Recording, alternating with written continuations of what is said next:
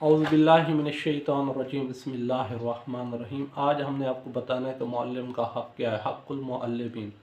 उस्ताद का हक़ क्या है? उस्ताद का हक़ ये है कि जब उस्ताद किसी महफ़िल में आए तो उसकी ताज़ीम की जाए, उसे जगह देनी चाहिए जो सबसे बुलंद जगह हो। ये ना हो कि उस्ताद हो और हम लोग उसको सलाम तक न करें और बैठे रहें और उस्ताद हमारे से भी पीछे किसी ऐसी जगह पर बैठ जाए जो नीची जगह हो, मतलब, और हम ऊपर वाली जगह पर बैठे हों। तो ये उस्ताद का हक़ ये है कि जब उस्ताद है तो उसकी ताज़ीम के लिए खड़े हो जाए और उसे सलाम करें।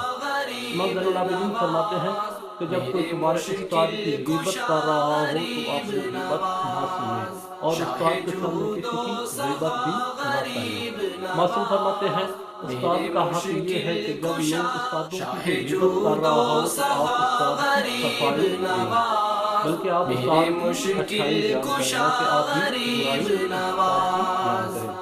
अगर उस्ताद में कोई चीज़ की कमी है, किरदार में या फिर उसके लफ्ज़ या उसके करैक्टर में, जिस हवाले से भी कोई कमी है, तो आपकी वो उस्ताद की कमी वाला पहलू ना लोगों को बताएं, बल्कि उस्ताद की जो अच्छाई हैं वो पहलू आप लोगों के सामने बयान करें।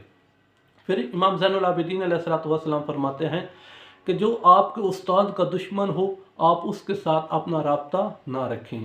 अगर आपने ऐसा किया तो आपका उस्ताद गमज़दा हो जाएगा।